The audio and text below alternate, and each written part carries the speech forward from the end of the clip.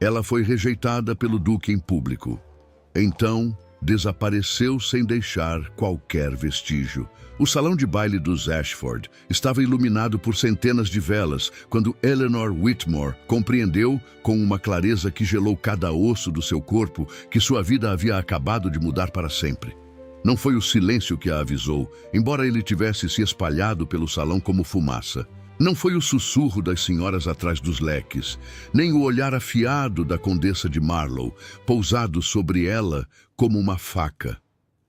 Foi a voz do Duque de Ravenshire, Arthur Pembroke, alta e deliberada, cortando o ar perfumado com a precisão de quem sabe exatamente o que está fazendo. Não tenho interesse na companhia de Lady Whitmore esta noite, disse ele, nem em qualquer outra noite. E então virou as costas. O que se seguiu foi o pior tipo de silêncio, aquele repleto de testemunhas. Eleanor não chorou. Isso ela se permitiria mais tarde, sozinha, no quarto de sua tia, em Grosvenor Square, com o rosto enterrado num travesseiro que abafaria qualquer som que escapasse de sua garganta. Naquele momento, diante de 200 pessoas que representavam o mais alto escalão da sociedade londrina, ela fez o único gesto que ainda lhe pertencia. Ergueu o queixo, encontrou o olhar de sua prima Catherine, que a encarava com expressão de horror, e caminhou com passos medidos em direção às portas laterais do salão. Ela não correu, não tropeçou, não deu ao mundo a satisfação de vê-la desmoronar, mas por dentro algo havia quebrado de modo irreparável. A temporada social de 1872 havia começado com promessas que Eleanor, aos 26 anos, finalmente ousaram acreditar. Filha de Sir Edmund Whitmore, de uma linhagem antiga, porém sem fortuna expressiva, ela sabia que o casamento não era apenas uma questão do coração, mas de sobrevivência. Sua mãe havia falecido quando ela tinha 12 anos. Seu pai havia dilapidado a maior parte do patrimônio familiar em investimentos mal-sucedidos e a propriedade de Whitmore Hall, no Yorkshire, pendia sobre a família como uma promessa que o tempo tornava cada vez mais difícil de cumprir. Ainda assim, Eleanor não era uma mulher fácil de intimidar. Havia algo nela que os observadores mais atentos reconheciam, uma firmeza silenciosa, uma inteligência que ela administrava com cuidado para não assustar os homens errados, e uma dignidade que parecia parte de sua estrutura óssea.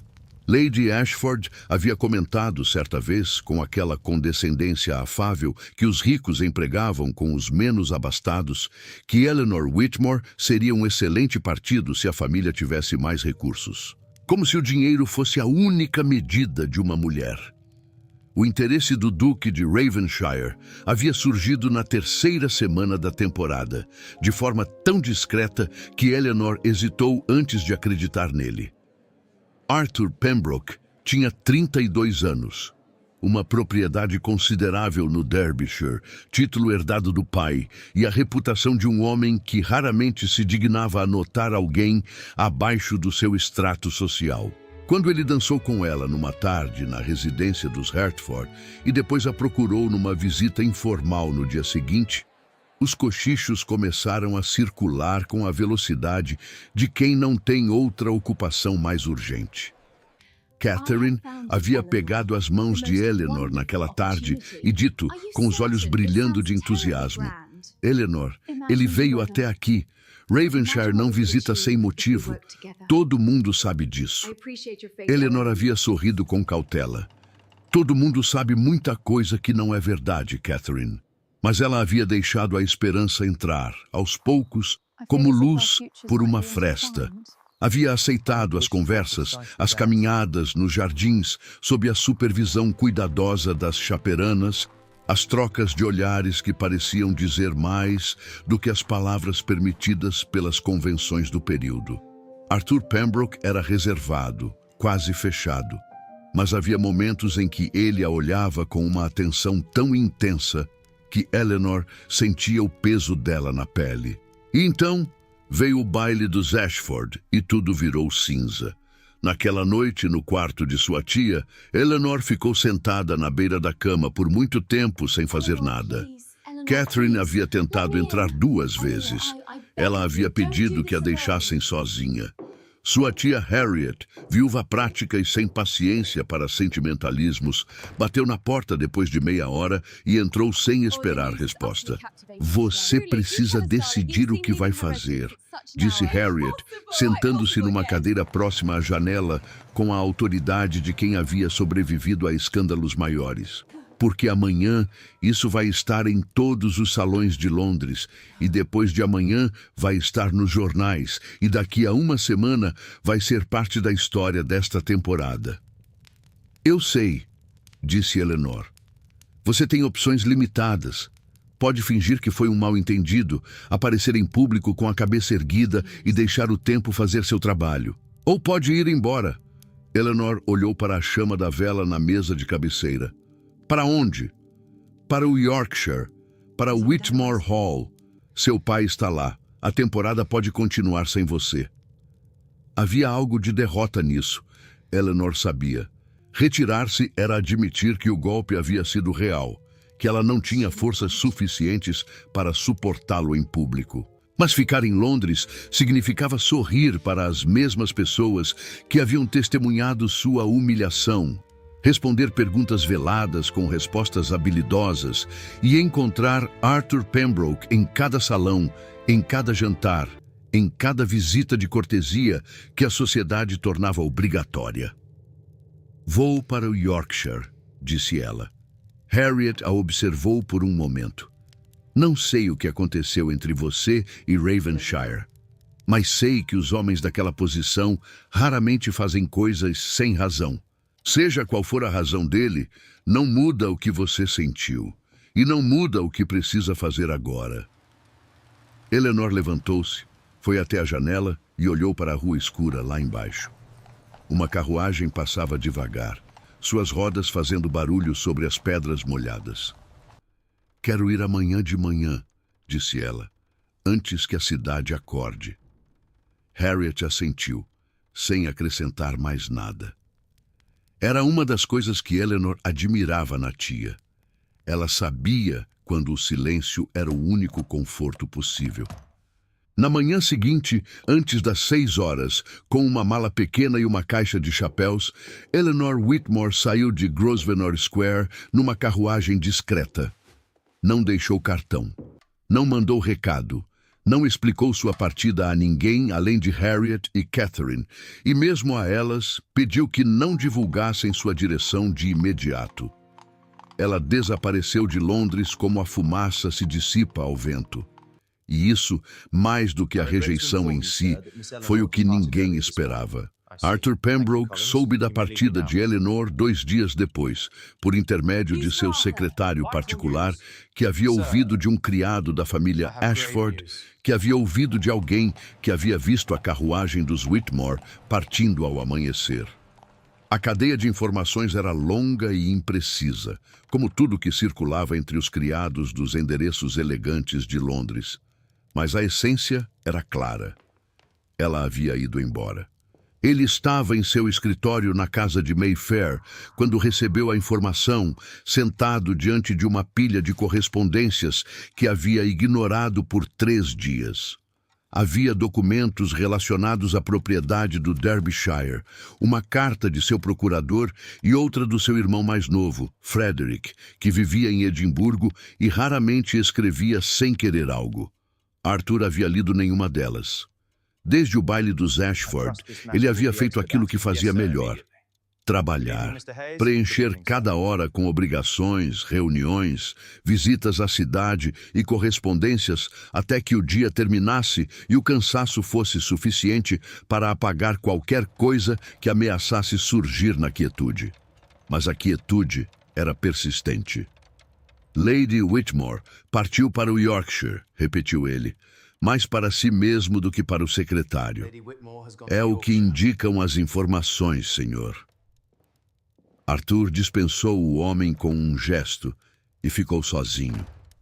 Levantou-se, foi até a janela e ficou ali por um longo momento, olhando para o jardim interno, onde um jardineiro varrida as folhas com movimentos lentos e metódicos. Ele havia feito o que precisava ser feito. Era o que dizia a si mesmo desde aquela noite. Havia motivos. Havia razões que Eleanor não conhecia, que ninguém na sociedade londrina conhecia, e que Arthur havia guardado com o cuidado de quem sabe que certas verdades, reveladas no momento errado, destroem mais do que protegem. Mas havia uma diferença entre agir com frieza calculada e carregar o peso daquela frieza depois. O rosto dela, naquele momento, o queixo erguido e os olhos sem lágrimas diante de 200 pessoas, havia ficado gravado em algum lugar dentro dele que ele não sabia nomear. 2 dias depois, Arthur recebeu a visita inesperada de Lord Ashford, anfitrião do fatídico baile, que apareceu em Mayfair à tarde com a desculpa de assuntos relacionados a um clube que ambos frequentavam. Era uma visita com subtexto. Arthur reconheceu imediatamente. Ashford era um homem direto quando queria ser.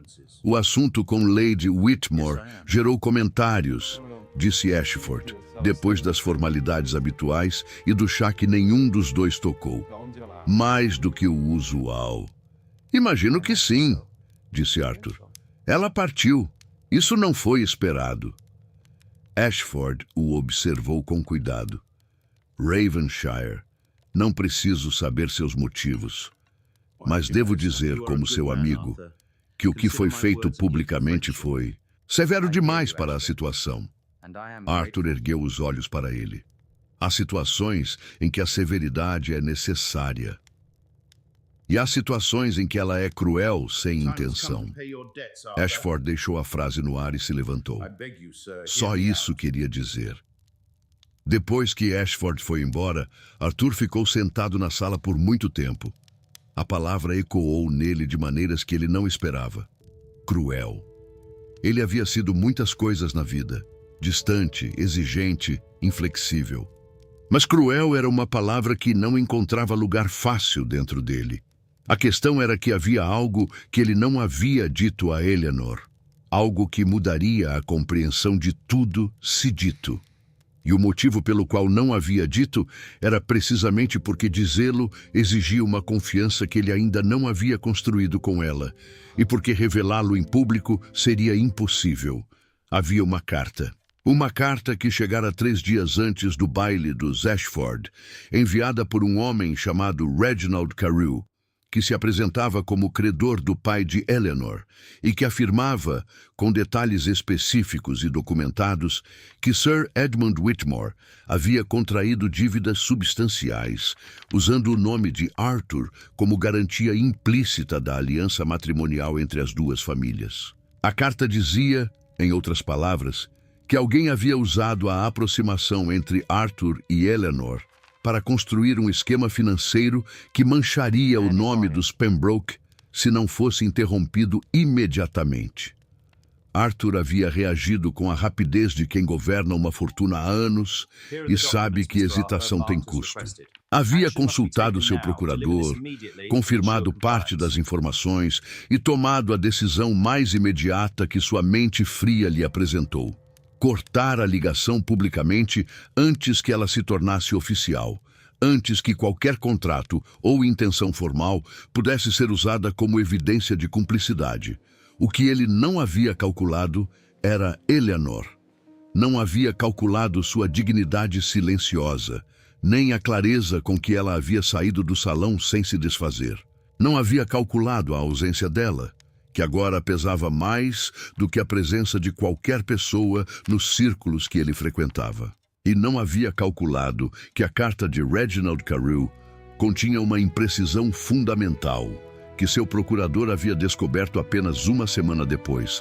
Sir Edmund Whitmore havia, de fato, contraído as dívidas, mas sem qualquer conhecimento ou participação de Eleanor, que não tinha ciência dos arranjos do pai, e cujo nome havia sido inserido no esquema sem seu consentimento. Ela era inocente, e ele havia sido o instrumento de sua destruição pública sem saber disso. Arthur passou a mão pelo rosto, levantou-se da poltrona e foi buscar a garrafa de conhaque que mantinha no aparador perto da lareira. Serviu uma quantidade pequena, olhou para o copo por um momento e depois o deixou na mesa sem beber. Havia trabalho a fazer. Em Whitmore Hall, o Yorkshire havia recebido Eleanor com a familiaridade silenciosa das coisas que não mudam. A propriedade era menor do que havia sido na sua infância, com 2 quartos fechados por falta de recursos para mantê-los e um jardim que havia perdido parte de sua geometria original para o crescimento livre das estações. Mas havia uma solidez naquelas paredes de pedra escura que London não tinha, uma permanência que não dependia de aprovação. Seu pai, Sir Edmund Whitmore, era um homem que envelhecia com a elegância desgastada de quem havia sido jovem e brilhante e havia deixado o tempo fazer seu trabalho sem resistência. Recebeu Eleanor com abraço genuíno e sem perguntas, o que ela interpretou como o maior presente que ele poderia oferecer naquele momento. Nos primeiros dias, Eleanor caminhou. Percorreu os campos que cercavam a propriedade de manhã cedo, quando a névoa ainda pairava sobre a grama e os pássaros faziam o único barulho necessário. Levou livros para o jardim, leu sem concentração e depois fechou as páginas e ficou olhando para o céu que mudava de cor com uma vagareza que Londres não conhecia. Catherine enviou uma carta na primeira semana. Era uma mistura de notícias e preocupação. O escândalo continuava sendo discutido nos salões. O nome de Eleanor havia aparecido em pelo menos 2 jornais de fofocas sociais, e o Duque de Ravenshire havia sido visto em 2 eventos desde então, com uma expressão que Catherine descrevia como perturbada, embora seja difícil dizer com certeza porque ele sempre parece perturbado. Eleanor dobrou a carta, guardou-a na gaveta da escrivaninha e não respondeu imediatamente. Havia algo estranho em ler o nome dele na letra de Catherine, como se ele pertencesse a um capítulo que ela ainda não havia aprendido a fechar. Foi na segunda semana que seu pai entrou no seu quarto de manhã com uma expressão que ela nunca havia visto: envergonhada. "Preciso conversar com você", disse Edmund, sentando-se numa cadeira com os movimentos lentos de alguém que carrega peso. Sobre algo que deveria ter dito antes. Eleanor deixou o livro de lado e o observou. "Então, diga agora." O que Edmund contou durou pouco mais de meia hora e reorganizou o passado recente de Eleanor de uma maneira que ela levou algum tempo para absorver. As dívidas que ele havia contraído, que ela sabia existirem em termos gerais, sem conhecer a extensão, eram maiores do que ela imaginava. E o homem com quem ele havia negociado, um certo Carew, havia sugerido que a aliança com os Pembroke seria suficiente para garantir os empréstimos.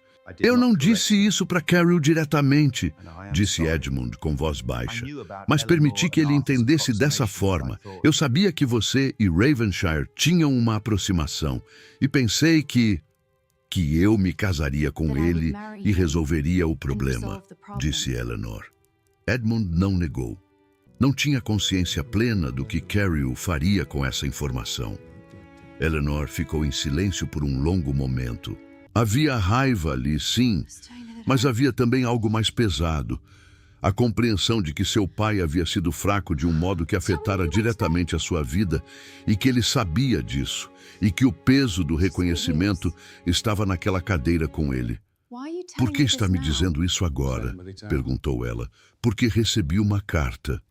Edmund tirou um envelope do bolso do casaco, de um procurador em Londres, representando o Duque de Ravenshire. Eleanor olhou para o envelope, mas não o tocou. "O que diz?" "Que as dívidas foram quitadas, todas elas, com uma nota informando que o pagamento não constitui obrigação ou acordo de qualquer natureza." Edmund pausou. "E há uma carta separada, endereçada a você." Ele deixou o segundo envelope sobre a escrivaninha e saiu do quarto com o cuidado silencioso de alguém que sabe quando deixar espaço. Eleanor ficou olhando para o envelope por um tempo que ela não conseguiria medir depois. O papel era de boa qualidade. O endereçamento escrito com a caligrafia de um homem que havia aprendido a escrever com atenção à forma. Ela reconheceu a mão antes mesmo de abrir. Dentro havia apenas algumas linhas. "Lady Whitmore, Descobri recentemente a extensão da injustiça que cometi.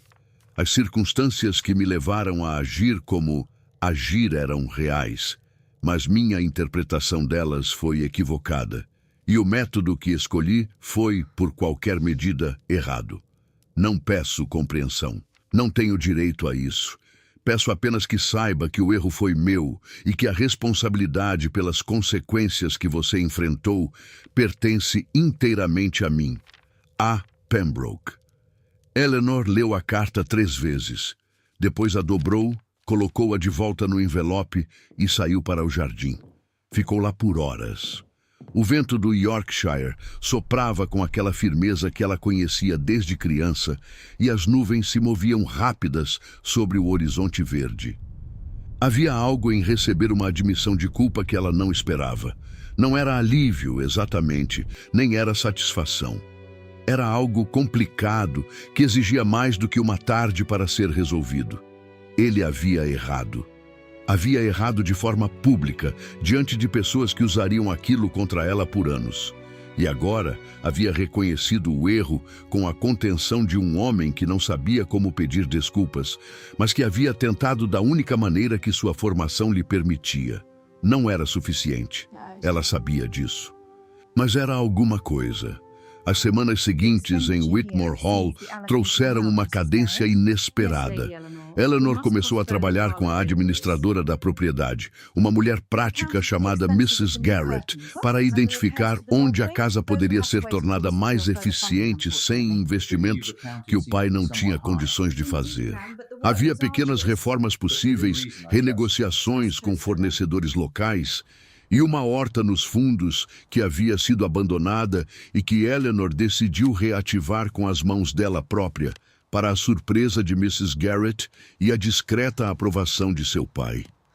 Havia algo restaurador em trabalhar com a terra, em ter as mãos ocupadas com algo tangível que crescia ou murcha dependendo de cuidado real, não de convenções ou aprovações sociais. Catherine veio visitá-la na 5ª semana, chegando numa tarde de terça-feira, com a energia impetuosa que era sua marca registrada.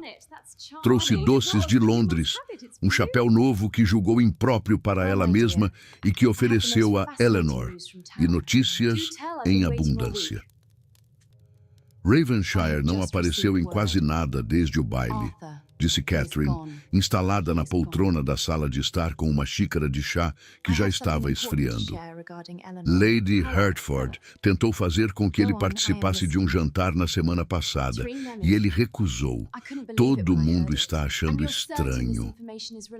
Todo mundo sempre acha algo estranho, disse Eleanor, desta vez com razão. Catherine a estudou. Você recebeu a carta dele. Meu pai te contou. Sua tia Harriet me contou que soube de seu pai. Catherine fez um gesto de impaciência. Eleanor, o homem quitou as dívidas do seu pai. Isso não é um gesto pequeno. Não é um gesto que me pede nada. Ele disse isso explicitamente. Exatamente. Catherine inclinou-se ligeiramente. O que o torna mais interessante, não? Eleanor olhou para ela com uma expressão que Catherine conhecia bem o suficiente para recuar levemente. Não estou procurando interesse, Catherine. Estou tentando descobrir o que fazer com o resto da minha vida após ter meu nome arrastado por um homem que agiu sem me dar a oportunidade de ser ouvida. Catherine assentiu com uma sobriedade que Eleanor raramente via nela. Isso é justo, completamente justo, pausou. Mas você vai voltar a Londres em algum momento? Sim, quando estiver pronta. O que Eleanor não disse e que habitava o espaço entre seus pensamentos durante as caminhadas matinais e as tardes no jardim era que a carta de Arthur havia aberto uma fissura naquela construção cuidadosa de distância que ela havia erguido dentro de si. Não uma fissura de perdão, porque perdão era algo que precisava de tempo e de mais do que palavras escritas em papel de qualidade, mas uma fissura de curiosidade sobre os motivos que ele havia mencionado na carta, que existiam, mas que haviam sido mal interpretados. sobre o homem que havia dançado com ela com aquela atenção concentrada e depois havia dito aquelas palavras no baile dos Ashford, com uma frieza que parecia agora quase ensaiada demais para ser genuína. Ela conhecia homens que descartavam mulheres por prazer. Já havia visto isso. E Arthur Pembroke não parecia um desses homens. Isso era o que tornava tudo mais difícil. A sensação de que havia algo que ela não entendia completamente e que entender mudaria algo que ela ainda não sabia nomear. Na sexta semana, um visitante apareceu em Whitmore Hall numa tarde de quinta-feira que prometia chuva. Eleanor estava no jardim quando Mrs. Garrett veio anunciá-lo com a expressão ligeiramente comprimida de quem considera sua presença inesperada e potencialmente inconveniente.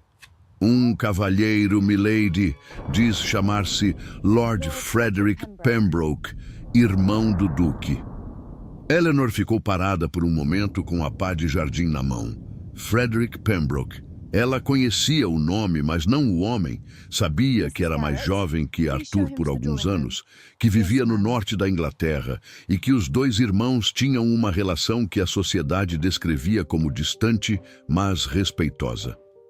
Mostre-o à sala de estar. Vou me limpar e estar com ele em 10 minutos. Frederick Pembroke era tudo o que Arthur não era visivelmente. De estatura similar, mas com uma expressão aberta e uma qualidade em seus modos que indicava alguém acostumado a fazer as pessoas sentirem-se à vontade.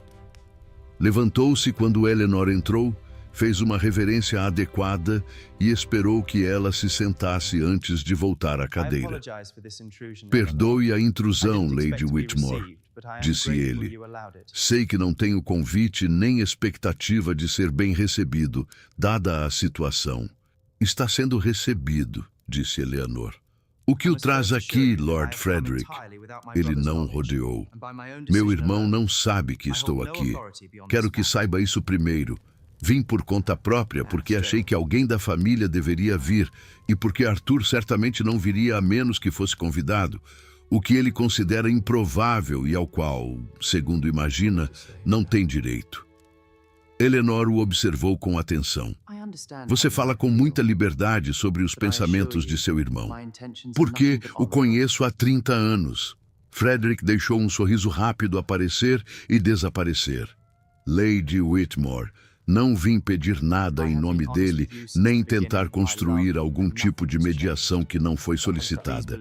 Vim porque o que aconteceu no baile dos Ashford foi uma injustiça que teve consequências reais para você, e porque sinto que a família Pembroke, que contribuiu para essas consequências, deve ao menos oferecer uma explicação que Arthur, por seu próprio caráter, provavelmente nunca conseguirá articular adequadamente pessoalmente. Havia algo desarmante na franqueza dele. Eleanor colocou a xícara de chá sobre a mesinha. Então explique. Frederick contou a história da carta de Carew, com uma precisão que sugeria que havia obtido as informações diretamente de Arthur ou de seu procurador. Contou também sobre a descoberta posterior da inocência de Eleanor na questão das dívidas, sobre a reação de Arthur ao descobrir o equívoco e sobre os dias que se seguiram ao baile. Ele não dormia, disse Frederick com uma simplicidade que tornava a frase mais eficaz do que qualquer elaboração. Estive em Londres na segunda semana. Ele trabalhava às 3 da manhã. Isso é o que Arthur faz quando está com a consciência pesada. Trabalha até que não haja mais nada para fazer. Eleanor ficou quieta por um momento e me enviou a carta. Depois de rascunhá-la pelo menos 6 vezes, eu vi os papéis. Ela olhou pela janela para o jardim onde havia trabalhado naquela tarde. As nuvens de chuva haviam chegado e a luz tinha aquela qualidade cinzenta que o Yorkshire assumia antes da tempestade. Lord Frederick, disse ela com cuidado, Entendo o que está fazendo e aprecio a honestidade, mas preciso que compreenda algo também. O problema não é apenas o que seu irmão fez ou por qual motivo. O problema é que ele tomou uma decisão que afetou profundamente minha vida sem me consultar, sem me dar nenhuma oportunidade de responder, e o fez de uma forma que garantiu que o maior número possível de pessoas testemunhasse. Independente do motivo, esse método foi... Ela buscou a palavra certa, revelador, de como ele me enxergava naquele momento. Frederick a ouviu sem interromper. Depois, com um cuidado que Eleanor reconheceu como genuíno, disse: "Isso é verdade, e eu não tenho defesa para isso. Só posso dizer que ele não é um homem que aprende facilmente como confiar, e que quando o medo o domina, ele age com a rapidez e a frieza que confunde com eficiência." Pausou. Isso não é desculpa. É apenas o que é. Eleanor se levantou, foi até a janela e ficou olhando para o jardim, enquanto as primeiras gotas de chuva começavam a cair. "Obrigada por vir, Lord Frederick. Foi corajoso da sua parte." "O que fará agora?" perguntou ele com voz baixa. "Vou pensar", disse ela. "É o único caminho que respeito em mim mesma." Frederick partiu antes da chuva se intensificar, deixando Eleanor sozinha na sala de estar, com o cheiro de chuva entrando pela janela entreaberta e uma conversa que havia dado forma a algo que ela ainda não sabia como segurar. Passaram-se mais de 3 semanas. Eleanor escreveu a Arthur uma carta que levou 2 dias para completar. Não era uma carta de perdão, porque ela não estava pronta para isso e não queria fingir que estava. Era uma carta que fazia perguntas diretas, sem ornamento, sobre o que ele havia pensado e sentido naquele baile, sobre o que a carta de Carol havia dito exatamente, sobre o momento em que havia descoberto o equívoco. Havia uma pergunta no final que ela havia escrito, apagado e escrito de novo. O que, se algo, ele esperava dela agora? Ela enviou a carta sem saber o que esperava de volta.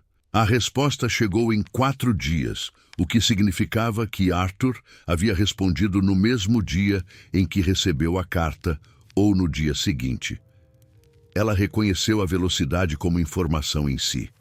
A resposta era longa. Mais longa do que ela havia esperado de um homem que parecia calcular cada palavra com a cautela de quem teme o custo delas. Ele respondeu todas as perguntas com uma precisão que revelava o homem que Frederick havia descrito. Alguém que, quando finalmente decidia ser honesto, era honesto de forma completa, como se a honestidade fosse uma tarefa que precisava ser executada corretamente ou não executada. Sobre o baile, ele escreveu que havia agido com a rapidez de quem aprendera que a demora tem custo e que não havia considerado as consequências para ela porque, naquele momento, estava pensando exclusivamente no problema e não na pessoa. Essa linha Eleanor releu várias vezes. Sobre o equívoco, confirmou o que Frederick havia dito, com os detalhes adicionais que apenas ele poderia fornecer. Sobre o que esperava dela agora, ele escreveu: "Não espero nada. Não tenho esse direito. Se você me concedesse a oportunidade de ser ouvido pessoalmente em algum momento, eu a receberia com gratidão que vai além do que sei expressar por escrito. Mas se não, entendo que seja assim. A. Pembroke." Eleanor dobrou a carta. Ficou parada no meio do quarto por um longo momento. Depois, foi falar com seu pai. Sir Edmund estava no escritório, como de costume naquele horário, lendo com os óculos que ultimamente eram permanentes no rosto. Ele ergueu os olhos quando ela entrou, e havia algo na forma como ela entrou que o fez pousar o livro imediatamente. "Vou para Londres", disse Eleanor. "Na semana que vem." Edmund a observou. "Já?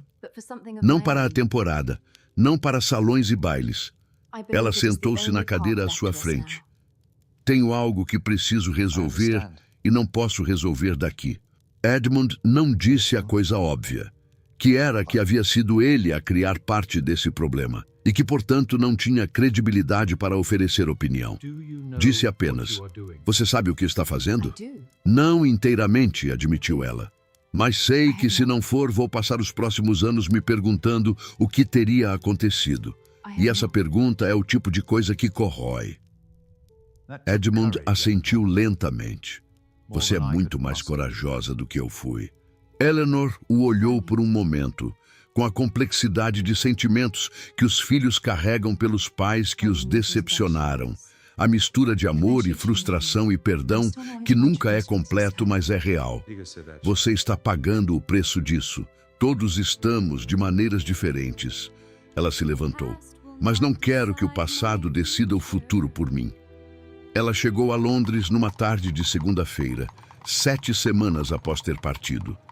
A cidade estava com aquele cheiro de carvão e flores que era peculiarmente londrino, e as ruas de Grosvenor Square tinham a familiaridade de um lugar que pertence à memória antes de pertencer ao presente.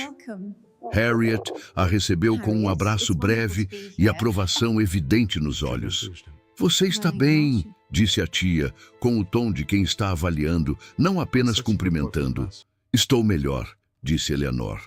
Ela mandou um bilhete a Arthur na manhã seguinte. Curto, direto, sem promessa e sem recusa. Se ele desejasse encontrá-la, ela estaria disponível para uma conversa em Grosvenor Square na tarde de quarta-feira, se isso lhe fosse conveniente. A resposta chegou 2 horas depois. Ele estaria lá. A quarta-feira chegou com aquele tipo de calma tensa que precede as tempestades de verão inglesas. O ar estava pesado, o céu tinha uma qualidade estranhamente luminosa. E Eleanor havia trocado de roupa 2 vezes antes de decidir que estava fazendo algo infantil e permanecer com o que havia escolhido primeiro. Harriet tinha providenciado que estivesse presente na sala, como as chaperonas exigiam o protocolo, mas havia escolhido sentar-se tão longe quanto a sala permitia e mergulhar numa leitura com uma dedicação que era claramente performática. Quando Arthur Pembroke entrou, Eleanor o viu da forma como se vê alguém depois de um tempo, com aquela atenção recalibrada que nota o que a familiaridade antes apagava. Ele parecia mais pálido do que na última vez, ou talvez fosse a luz. Havia algo na postura dele, normalmente tão controlada, que carregava uma rigidez diferente da habitual. Não a rigidez do orgulho, a rigidez de alguém que está contendo algo com esforço. Ele fez uma reverência. Ela inclinou a cabeça. As formalidades eram necessárias. "Lady Whitmore", disse ele. "Agradeço que tenha me recebido." "Sente-se, por favor", disse ela. Ele se sentou na poltrona à sua frente. Por um momento, nenhum dos dois falou, e Eleanor observou que ele não tentava preencher o silêncio com palavras desnecessárias. Isso ela havia notado antes nas conversas do começo da temporada. Arthur Pembroke tinha paciência para o silêncio de uma forma que a maioria dos homens de sua posição não tinha. "Tenho algumas coisas que gostaria de dizer", disse ela, "antes que você diga o que veio dizer." "Então diga." Eleanor juntou as mãos no colo. "O que aconteceu no baile dos Ashford não pode ser desfeito. Você sabe isso tanto quanto eu. Há pessoas que presenciaram aquilo e que vão carregar essa memória indefinidamente. E sempre que meu nome for mencionado em certos círculos, aquele momento vai acompanhá-lo. Isso é real.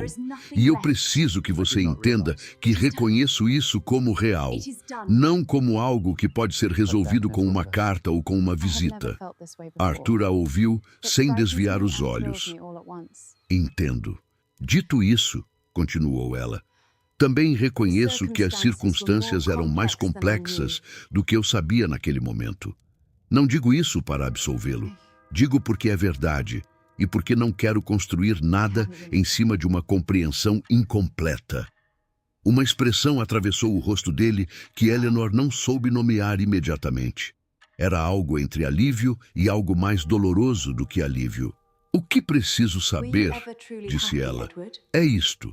Se você tivesse tido o tempo e a informação corretos naquele momento, o que teria feito de diferente? Arthur ficou em silêncio por um momento. Depois respondeu com uma lentidão que sugeria que estava escolhendo cada palavra não por cálculo, mas por cuidado. Teria vindo até você primeiro, privadamente, teria explicado o que havia recebido e perguntado a sua versão dos fatos antes de tomar qualquer decisão. Pausou. Não o fiz porque aprendi, ao longo de muitos anos, a resolver problemas com velocidade e sem consultar terceiros. É um hábito que me serviu bem em questões de propriedade e negócios. Em questões que envolvem pessoas, é um defeito que tenho custado a reconhecer. Eleanor ficou quieta por um momento. E as dívidas do meu pai? Por que as quitou? Porque foram uma consequência direta do meu erro, disse ele. Caril havia emprestado dinheiro ao seu pai, com base numa aliança que eu rompi publicamente. Com a aliança desfeita, o credor tinha poder de pressão considerável sobre Sir Edmund. Remover essa pressão era a mínima responsabilidade que eu tinha. Você poderia ter feito isso sem me escrever. Poderia, mas queria que soubesse. Ele fez uma pausa breve. Não por crédito, porque me parecia errado que você não soubesse a verdade completa do que havia acontecido. Harriet, do outro lado da sala, virou uma página com um cuidado que indicava que não estava lendo absolutamente nada. Eleanor olhou para Arthur por um longo momento.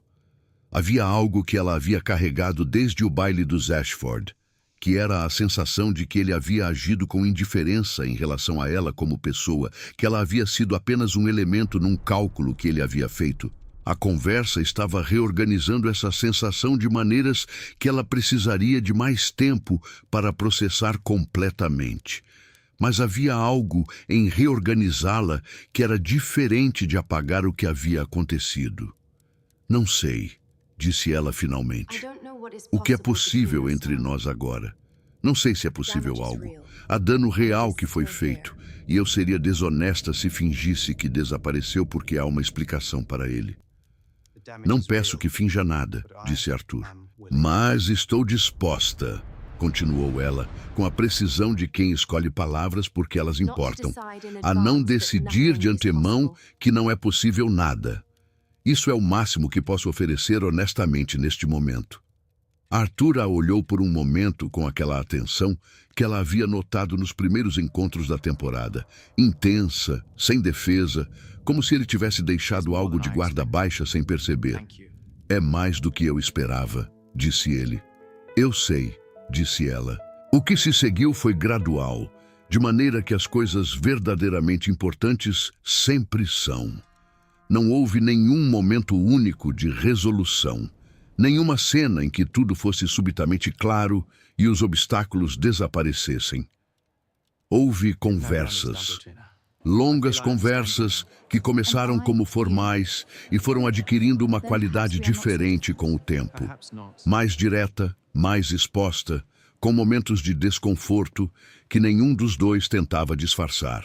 Houve uma tarde em Kensington Gardens, com Catherine presente à distância respeitável, em que Arthur disse algo sobre sua infância no Derbyshire, que Eleanor não esperava, que havia aprendido com o pai que demonstrar incerteza era uma forma de fraqueza que os outros exploraram e que havia levado décadas para questionar essa lição. Ele disse isso sem autocomiseração, apenas como um fato. E Eleanor entendeu que era a coisa mais próxima de uma confissão que aquele homem sabia fazer. Ela respondeu contando algo que raramente dizia, que após a morte da mãe, havia passado anos tentando ser suficientemente capaz e contida para que ninguém precisasse preocupar-se com ela, e que essa contenção havia se tornado, às vezes, uma prisão mais do que uma proteção.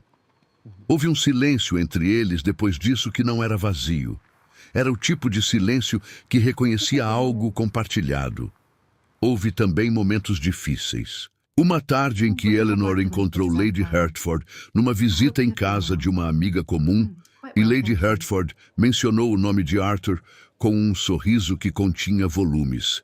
E Eleanor sentiu toda a exposição daquele baile de volta, aguda como a primeira vez. Ela foi para casa mais cedo do que havia planejado e escreveu uma carta a Arthur, dizendo que precisava de mais tempo do que havia pensado, que havia momentos em que o passado voltava com uma intensidade que a fazia questionar o que estava fazendo. A resposta de Arthur chegou no dia seguinte. Dizia apenas: leve o tempo que precisar, não vou a lugar nenhum. Havia algo naquelas 6 palavras que Eleanor releu mais do que qualquer coisa que ele havia escrito antes. Foi na 8ª semana de volta a Londres que Arthur veio a Grosvenor Square numa tarde em que Harriet havia saído a visitas e Catherine estava presente como acompanhante, e pediu para falar com Eleanor no jardim interno. Era um pedido incomum pelo protocolo, mas o jardim era visível da janela da sala. E Catherine instalou-se estrategicamente com uma taça de limonada e um chapéu de abas largas que a protegia tanto do sol quanto da necessidade de observar diretamente. No jardim, entre as rosas que Harriet mantinha com uma dedicação quase religiosa, Arthur virou-se para Eleanor e disse, com aquela contenção que ela havia aprendido a reconhecer como o lugar onde ele guardava as coisas que mais importavam: preciso dizer uma coisa que deveria ter dito de muitas formas e em muitos momentos, e que nunca disse adequadamente. Eleanor ficou quieta. Eu me importo com você, disse ele. Não como uma questão de aliança ou de conveniência social. Me importo com quem você é, com a forma como você pensa e como fala, e como ficou de pé naquele salão quando eu a destruí diante de todos, e como foi para o Yorkshire, e trabalhou num jardim e voltou para cá por conta própria quando estava pronta. Ele pausou. Não tenho certeza de que mereço a possibilidade que você me concedeu, mas quero que saiba que não a tomo levianamente. Eleanor ficou olhando para ele por um momento. As rosas de Harriet tinham aquele perfume adocicado que era quase excessivo naquele final de tarde, e o sol estava baixo o suficiente para tingir tudo de dourado. Ela reconheceu que havia algo naquele momento que precisava de uma resposta real, não de cautela administrada. Arthur, disse ela, usando o nome pela primeira vez sem título, o que era em si uma declaração. Eu também me importo. Isso é o que torna tudo isso difícil. Se não me importasse, seria muito mais simples. Ele a olhou com uma expressão que ela reconheceu como aliança. Não o alívio raso de quem recebe o que quer, mas o alívio mais profundo de quem foi visto. Então, o que fazemos com isso? Continuamos, disse ela, com cuidado, com honestidade. Uma pausa. E com a compreensão de que reconstruir confiança leva tempo e não é um processo linear. Aceito os termos, disse ele. Eleanor olhou para ele um momento mais longo do que o protocolo recomendava e depois deu um passo em direção à casa. Então venha tomar chá. Catherine deve estar ensandecendo de curiosidade. Arthur seguiu-a com algo que, nos traços controlados do rosto, era inegavelmente próximo de um sorriso. O escândalo do baile dos Ashford nunca desapareceu completamente. Esses raramente desaparecem, mas sua vida útil como assunto principal foi encurtada pela temporada seguinte, que trouxe novos dramas, novas alianças e novas histórias para ocupar os leques e as conversas de corredor. O nome de Eleanor circulou por mais alguns meses, com aquele adjetivo não dito que acompanha as mulheres que a sociedade considera marcadas, e depois foi substituído por outros nomes e outras histórias. O que a sociedade não soube, pelo menos não imediatamente, foi que o processo entre Eleanor Whitmore e Arthur Pembroke continuou com a lentidão e a solidez das coisas que são construídas para durar. Houve conversas e desentendimentos, e momentos de recuo e momentos de avanço. Houve uma noite em que Arthur disse algo com a frieza de costume, e Eleanor o confrontou diretamente, sem suavizar, dizendo que esse hábito específico dela não tolerar, e que se ele precisava pensar antes de falar em certos momentos, então que pensasse. Ele havia ficado em silêncio por um momento, e depois havia dito com toda a seriedade: "Você tem razão." Essas 3 palavras, naquela boca, naquele contexto, valeram mais do que 10 declarações elaboradas. Houve uma manhã no Derbyshire, já na temporada seguinte, quando Eleanor visitou a propriedade de Ravenshire com Harriet numa visita que a sociedade interpretou com toda a precisão que ela merecia. A propriedade era exatamente como ela havia imaginado, vasta, bem administrada, com aquela qualidade severa das construções do norte que ou intimidam ou acolhem, dependendo de como se entra nelas. Eleanor entrou sem intimidação. Caminhando pelos jardins com Arthur naquela manhã, ela havia perguntado com a diretora que havia passado a ser a língua entre eles: "Você acredita que as pessoas podem mudar de verdade ou apenas aprender a se comportar diferente?" Arthur havia considerado a questão por um tempo real, não performático. "Acredito que mudar é difícil o suficiente para ser raro, mas acredito que é possível quando há razão suficiente para o esforço." Havia olhado para ela. "Você me dá razão suficiente." Eleanor havia sentido aquilo assentar dentro dela de uma forma que não era frágil. Havia dito apenas: "Bem, então não desperdice a oportunidade." E ele havia sorrido de verdade, com aquele sorriso que ela havia levado meses para ver pela primeira vez e que descobriu absolutamente devastador. No outono de 1873, 15 meses depois do baile dos Ashford, Eleanor Whitmore tornou-se Lady Pembroke numa cerimônia pequena e deliberada, com apenas as pessoas que importavam e sem o espetáculo que a posição de Arthur poderia ter exigido. Foi uma escolha deles, e foi perfeita por isso. Harriet compareceu com um chapéu que era ao mesmo tempo elegante e levemente excêntrico, e chorou de forma breve e eficiente, como fazia tudo. Catherine compareceu com entusiasmo suficiente para compensar a contenção de todos os outros. Sir Edmund Whitmore ficou de pé ao lado da filha, com uma expressão que continha orgulho e arrependimento e amor em proporções que Eleanor, olhando para ele, entendeu completamente. Frederick Pembroke foi o único que disse ao ouvido de Eleanor durante o pequeno jantar que se seguiu: "Sabia que você era a pessoa certa desde o momento em que o vi mais perturbado do que eu jamais havia visto." Ela havia rido de verdade, com aquele riso que vinha do lugar onde as coisas são genuínas.